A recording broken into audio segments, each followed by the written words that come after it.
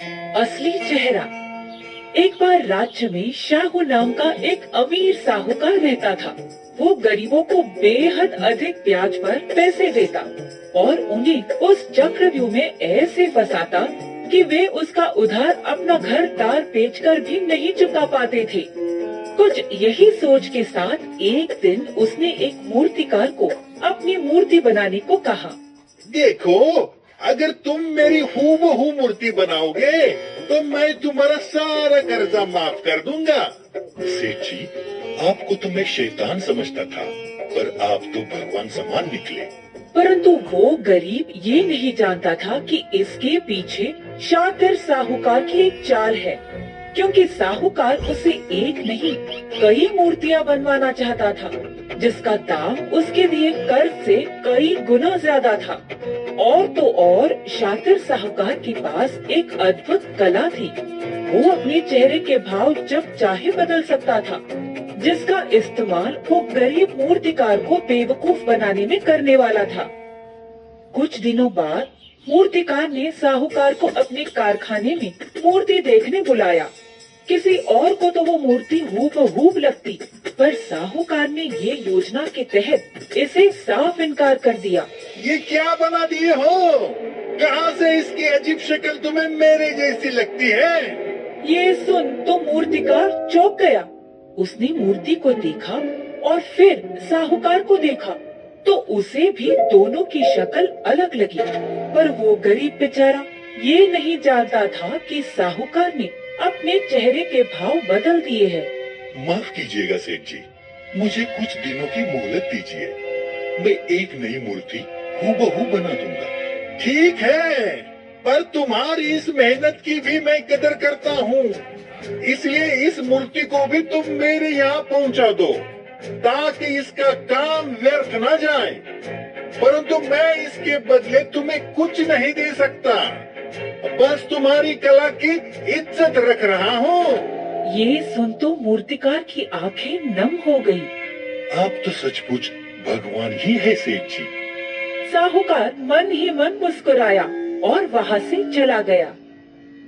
फिर क्या, कुछ दिनों बाद साहूकार फिर आया और नई मूर्ति को देख अपने चेहरे के भाव बदलते हुए उसने वही बात दोहराई। ये भी मेरे जैसी नहीं है, फेंकने से अच्छा मेरे घर भिजवा दो। मूर्तिकार ने सिर झुकाकर इस बात को भी स्वीकार लिया और नई मूर्ति बनाने में लग गया। ये सिलसिला कई हफ्तों तक चलता रहा। शातिर साहूकार आता, मूर्ति में कमियां निकालता और लौट जाता। आखिरकार पांचवी मूर्ति बनाने के बाद मूर्तिकार ने अपना संयम खो दिया और वो बोला, सेठ जी बस, मुझे तो अब इसमें आपकी कोई चाल नजर आ रही है। आप जानबूझकर मुझे बेवकूफ बना रहे हो ना? अरे वाह, तुम्हारी कला में तुम्हें कमी नजर नहीं आती।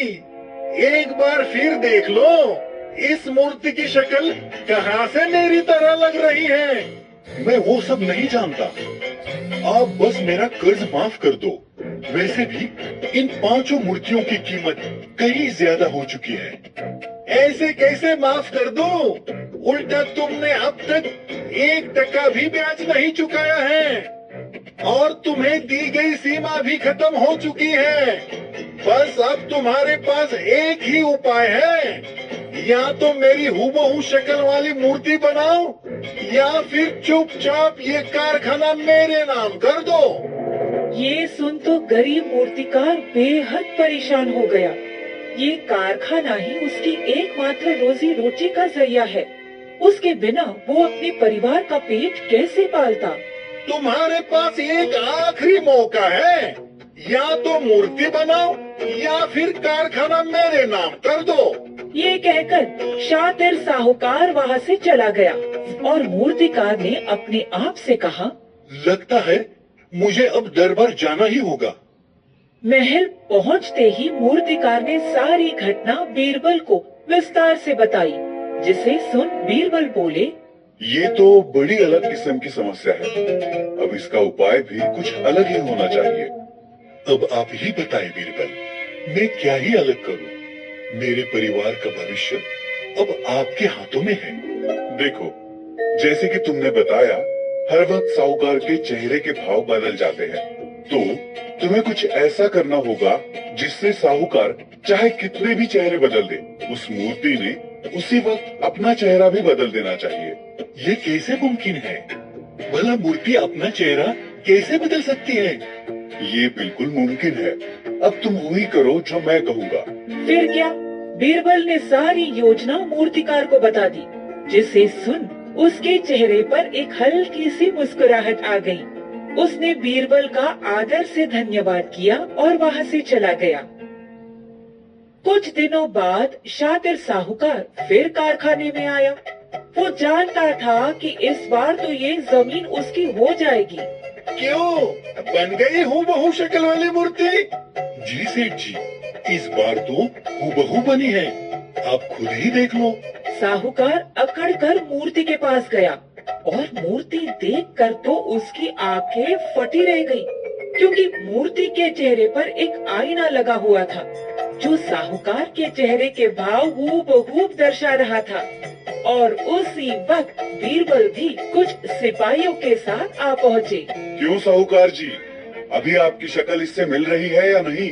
या फिर सिपाहियों से कहकर दोनों को बिगाड़ दूं? सिपाहियों, लोगों को ठगने की जुर्म में साहूकार को गिरफ्तार कर लो। नहीं नहीं बीरबल, काल कोठरी चला गया तो मैं किसी को मुंह दिखाने लायक नहीं रहूंगा। कोई बात नहीं, तुम अपना चेहरा बदल लेना, वैसे भी तुम उस कला में माहिर हो ना। ये सुन साहूकार का चेहरा शर्म से नीचे झुक गया और उसने अपने किए की माफी तो मांगी ही और हर किसी का कर्ज माफ करने का वादा भी किया। इस पश्चाताप को देख बीरबल ने साहूकार को एक और मौका देने का निर्णय लिया और हमने ये सीखा कि हमें लोगों का सही चेहरा पहचानने आना चाहिए, वरना वो हमारा फायदा उठा सकते हैं।